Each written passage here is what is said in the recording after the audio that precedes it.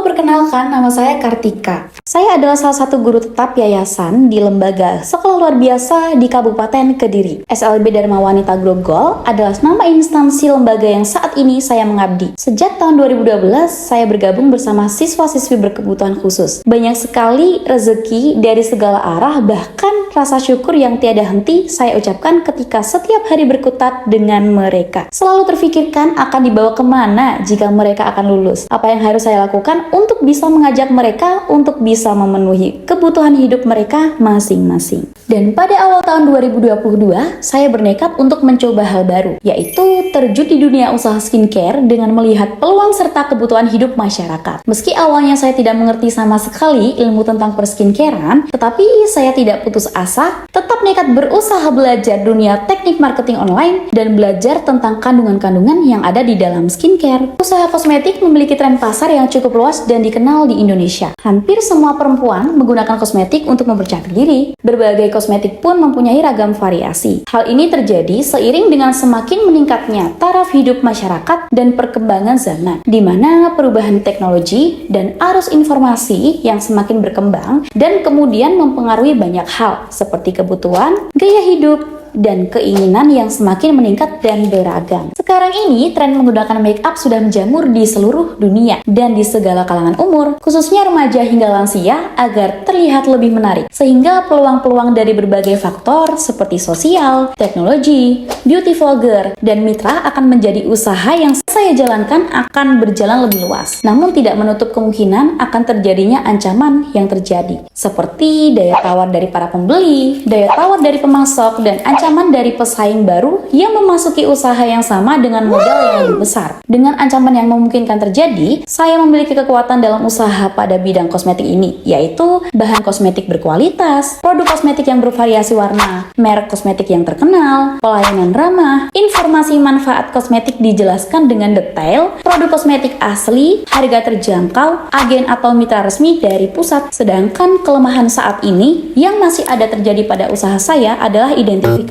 promosi kurang gencar secara offline, produk yang dijual kurang lengkap seperti penunjang masker dan lain-lain, belum memiliki store kosmetik di tengah kota.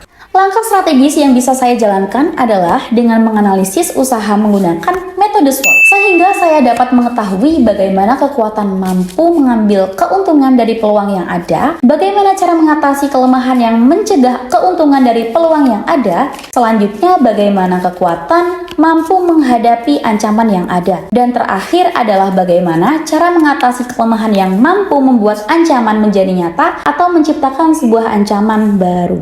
Sedangkan dalam memetakan dan menjalankan usaha agar lebih baik, 1. Kapasitas diri. Mengambil usaha yang tidak jauh dari skill dan talenta yang dimiliki. 2. Berani mengambil tindakan dalam mengembangkan usaha. 3. Percaya diri. Kepercayaan akan diri sendiri bisa mendorong untuk terus mencoba dan menghadapi masalah-masalah yang datang, membangun dan menjalankan bisnis. 4. Kreativitas. Kreativitas untuk menjadi berbeda dengan kompetitor, menjadi beda dan unik sangat berpotensi membuat bisnis yang dijalankan akan berkembang. 5. Kerja tim. Keberhasilan berwirausaha tidak hanya bisa dilakukan dengan diri sendiri. Dengan adanya tim usaha yang akan dijalankan, dapat lebih mudah dijalankan. 6. Kesabaran dan kegigihan. Sabar dan gigih dalam menghadapi segala macam kondisi yang terjadi seperti bisnis yang tengah sepi, belum menemui keuntungan signifikan, dan lain sebagainya. Kegigihan juga diperlukan dalam mengembangkan usaha, berpikir kreatif, dan bekerja lebih keras. 7. Koneksi. Koneksi dengan sesama pengusaha atau customer hingga sahabat sangat memberi manfaat untuk usaha yang kita jalani. Dengan memiliki banyak koneksi, kita punya potensi besar untuk mengembangkan usaha. 8. Pemasaran yang efektif. Pemasaran yang baik dan efektif akan mempengaruhi keberhasilan wirausaha. Dibutuhkan teknik marketing yang kuat dan menarik untuk menjangkau pasar yang diinginkan. Adapun target usaha kedepannya adalah branding toko lebih gencar secara offline dan memiliki toko kosmetik di tengah kota adalah impian terbesar bagi saya, di mana akan ada tempat treatment perawatan wajah dan menyediakan aneka ragam kosmetik maupun skincare. Dan tahapan yang akan saya lakukan adalah branding toko secara offline dan online dengan mengikuti berbagai event pemerintah daerah seperti Car Free Day, UMKM, bazar, maupun yang lainnya. Karena menurut saya, ketika nama toko sudah melekat di hati pelanggan, toko kita akan terus dicari. Teknik branding diri saat ini adalah teknik yang harus dilakukan di era zaman sosial media. Tentunya Tentunya, selain melakukan branding diri dengan cara menambah produk penunjang seperti masker, sunscreen, body scrub, moist, double cleansing, eksfoliasi, dan yang lainnya, sehingga sedikit demi sedikit jika stok sudah memadai dan modal untuk membuka usaha di tengah kota sudah siap, impian terbesar saya akan terwujud secara perlahan tapi pasti. Karena saya adalah guru tetap yayasan yang harus tetap mengabdi dan mengikuti berbagai kegiatan yang dilaksanakan pemerintah seperti guru penggerak, GCC, dan berbagai kegiatan yang lain. Tata kelola yang akan saya jalankan adalah dengan mencari karyawan yang sesuai dengan kebutuhan, di mana saat saya bekerja,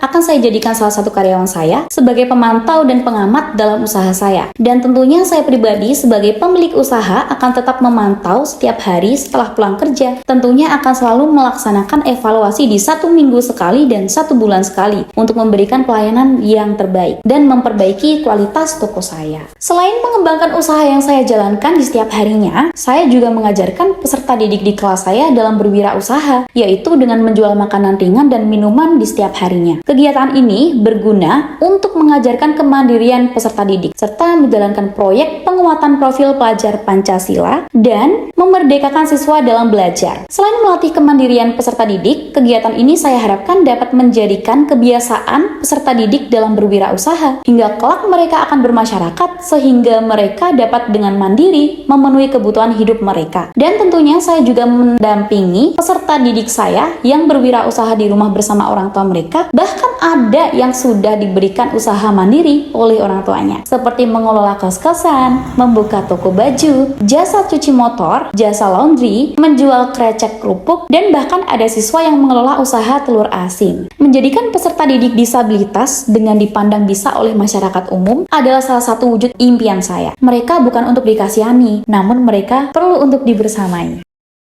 Tingkat Davina Skincare. Mantap. Hari Kamis ceria kawan.